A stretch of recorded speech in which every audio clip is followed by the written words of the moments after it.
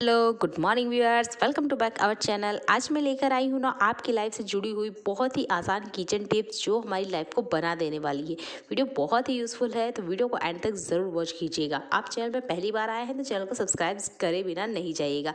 चलिए स्टार्ट करते हैं आज का यूजफुल वीडियो। तो पहला यूजफुल टिप है मेरा खजूर को लेके। आजकल मार्केट में ना इस तरह का खजूर आ रहा है। ये खजूर देखने में पक्का जैसा लगता है पर ये अंदर से पक्का नहीं होता है। लगभग आधे से ज़्यादा ये कच्चा होता है। बाहर से तो पूरा आपको रेड दिख रहा है, स्वाद में मीठा नहीं होता है। इसके कच्चेपन की वजह से इसे खाना मुश्किल हो जाता है। खास करके बच्चे इसे खाना पसंद नहीं करते हैं। अगर घर में छोटे बच्चे हैं तो आप उसे खजूर जरूर दें। खजूर की जो तासीर होती है वो गर्म होती है, जो इन दिनों की बारिश के दिनों में उनकी इम्यूनिटी को बनाए रखेगा। तो इसके लिए इन कच्चे खजूर को बच्चों को कैसे दें, इसके लिए वाली खास ट्रिक है मेरे पास। तो आपने खजूर को इस तरीके से काट लेना है, इसका जो बीज है इसे निकाल लेना है और मिक्सर में पतला सा पेस्ट बनाकर आप एक एक स्पून डेली बच्चे को दे सकते हैं। एक स्पून से ज़्यादा बच्चे को नहीं देना है क्योंकि इसकी तासीर गर्म होती है। तो खजूर को आप इस तरीके से बच्चे को खिला सकते हैं। चलिए बढ़ते हैं अगले यूजफुल हैक के लिए।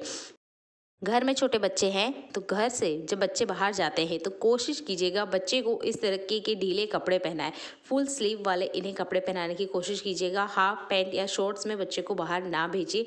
बच्चे को मच्छर बहुत जल्दी काटते हैं। हम इन्हें स्प्रे लगा दें, ओडोमस लगा दें, उसके बाद भी मच्छर बच्चों के आसपास आ ही जाते हैं। और छोटे बच्चे होते हैं तो वो मच्छर खुद से भगाते भी नहीं हैं। तो कोशिश कीजिएगा इस तरीके के लॉन्ग स्लीव वाले ढीले ढाले कपड़े पहनाएं और कपड़े लाइट होंगे तो मच्छर कपड़ों के आसपास नहीं आएंगे। आई होप ये वाला यूजफुल ट्रिक आप इस सीज़न ज़रूर ट्राई करेंगे। बारिश जैसे ही गिरती है ना तो मक्खी और मच्छर ये दो कीड़े ऐसे होते हैं जो आम है और घर में आते ही हैं। तो इस ट्रिक को आप ज़रूर यूज़ कीजिएगा।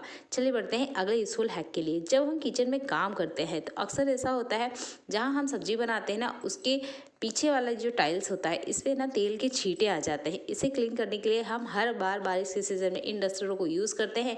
फिर इन डस्टर को हमें फेंकना होता है क्योंकि तेल के निशान जाते नहीं हैं। तो इसके लिए आप एक नया तरीका अप्लाई कर सकते हैं। तो आपने लेना है घर में यूज़ होने वाला न्यूज़पेपर। इस न्यूज़पेपर को हम यूँ भी रद्दी में बेचते ही हैं तो इसे इस सीज़न नहीं बेचेगा। इस न्यूज़पेपर का यूज़ हम इस तरीके से ले सकते हैं। तो मैं यहाँ पर सिंपल सा पानी ली हूँ।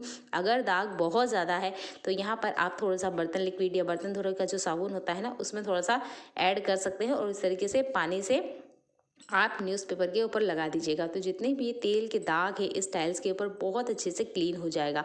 आप देख सकते हैं जो टाइल्स है ना मैं इसे क्लीन करती रहती हूँ, इसकी वजह से मैंने सिर्फ नॉर्मल पानी लिया है और ये अच्छे से क्लीन हो जाएगा। अगर आप ये डेली करते हैं तो नॉर्मल पेपर से ही और पानी से हो जाएगा। लेकिन अगर आप हफ्ते में एक बार करते हैं तो कोशिश कीजिएगा इसमें आप बर्तन लिक्विड ज़रूर ऐड कर लें। तो ये ट्रिक बहुत ही काम आने वाली है इस बारिश के सीज़न में। डस्टर जो होते हैं बैड स्मेल की वजह से इन्हें हमें फेंकना ही होता है और जो तेल की स्मेल होती है वो तो डस्टर में से जाती ही नहीं है। तो कोशिश कीजिए जितने से जितना आप इस तरीके से न्यूज़पेपर या टिश्यू पेपर का यूज़ करें जिन्हें हम यूँ भी डस्टबिन में फेंकते ही हैं।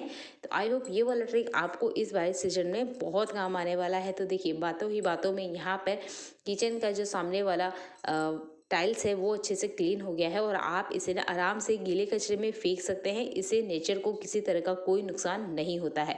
अगर आप इस तरीके से डेली क्लीन करेंगे ना तो ये जो लाइन्स है टाइल्स वाली इनमें कभी भी आपको कालापन नहीं नजर आने वाला है। ये यूज़फुल ट्रिक इस बार ज़रूर यूज़ करके देखिएगा।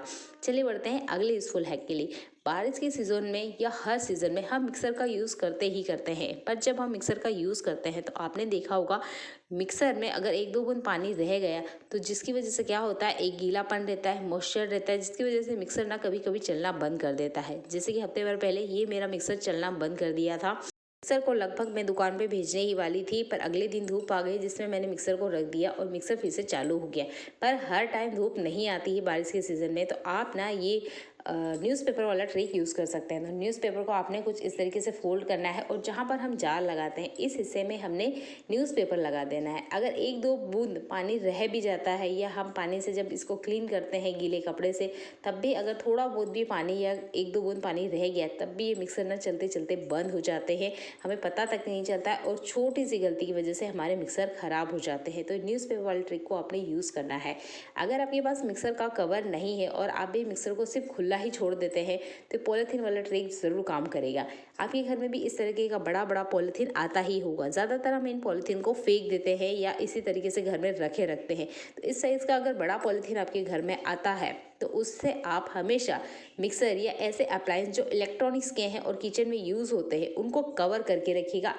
इस बारिश के सीज़न में आपके घर का कोई भी इलेक्ट्रॉनिक सामान खराब नहीं होने वाला है। सिंपल सी इस पॉलीथीन के मदद से कोई सा भी इलेक्ट्रॉनिक सामान आप ले लीजिए, प्रेस ले लीजिए, मोबाइल चार्जर ले लीजिए या मिक्सर ले लीजिए, किचन में यूज़ होने वाले माइक्रो ओवन को छोड़ के बाकी सब पर आप इस प्लास्टिक वाले ट्रिक को यूज़ कर सकते हैं और आपके अप्लायंस सेफ रहेंगे, किसी तरह का मॉइस्चर नहीं पकड़ेगा और न्यूज़पेपर से कवर करके रखिएगा। तो आई होप ये वाला ट्रिक आपके बहुत ही काम आएगा इस बारिश के सीज़न में।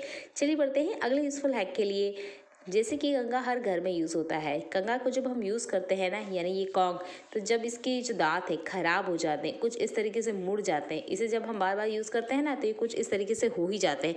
तो अक्सर हम इन्हें फेंक देते हैं या नया ले आते हैं। तो इसको ठीक करने का मैं छोटा सा ट्रिक आपके साथ शेयर करूँगी, जिसके बाद में आपके घर में भी अगर इस तरह का कॉन्ग है, आप फेंकने का सोच रहे हैं तो कभी नहीं फेंकेंगे। आपने लेना है एक ग्लास और इसमें लेना है कुनकुना पानी। इतना कुनकुना पानी लेना है जिससे हम टच कर सकें। बहुत ज़्यादा गर्म पानी हमने नहीं लेना है, सिर्फ कुनकुना पानी लेना है।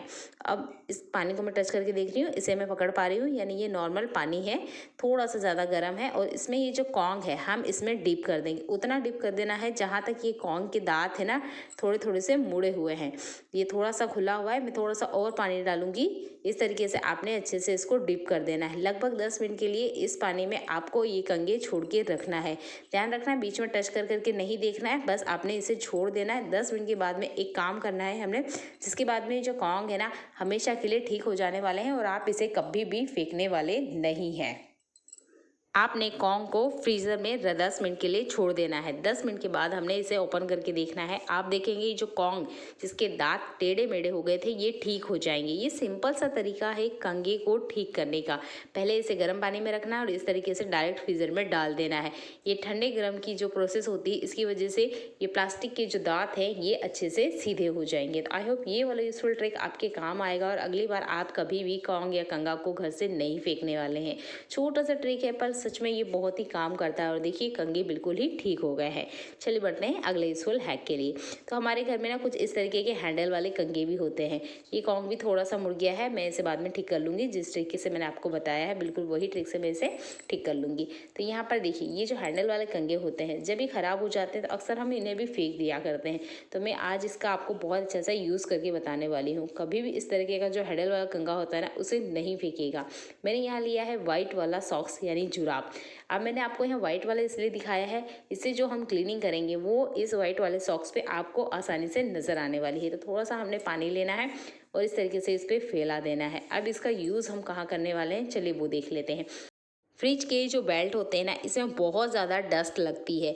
हम डेली फ्रिज को लगभग 8 से 10 बार तो ओपन करते ही होंगे। जब इसे हम बार बार ओपन करते हैं ना तो थोड़ी थोड़ी डस्ट इन बेल्ट के अंदर लगने लग जाती है, जिसकी वजह से बेल्ट काम करना बंद कर देते हैं।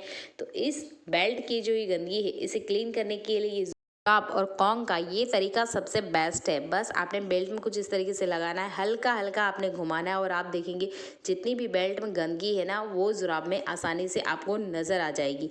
कोई भी तरीका आप मत यूज़ कीजिए, सिर्फ ये सिंपल सा जुराब और कॉन्ग वाला ट्रिक यूज़ करिए। कभी भी बेल्ट को निकालने की गलती नहीं करिएगा। बेल्ट जब हम एक बार निकाल देते हैं ना तो उसको फिट करना बहुत ज़्यादा मुश्किल हो जाता है। तो इस सिंपल सा ट्रिक आपके बहुत ही काम आ सकता है। मैं वैसे फ्रिज को क्लीन करती रहती हूँ इसलिए आप देख सकते हैं इस पर ज़्यादा गंदगी नहीं आई है, पर इसको मैं और भी तरीके से यूज़ करती हूँ। जैसे कि हमारे घर के जो कॉर्नर्स होते हैं इनमें ना बहुत ज़्यादा गंदगी इकट्ठा हो जाती है। जैसे कि मैं आपको यहाँ से घुमा के बता रही हूँ और आप देखेंगे कि ये जो जुराब है ये बहुत सारी गंदगी बाहर लेके आया है। इस तरह के जो कॉर्नर होते हैं ना इन्हें क्लीन करना आसान भी नहीं होता है।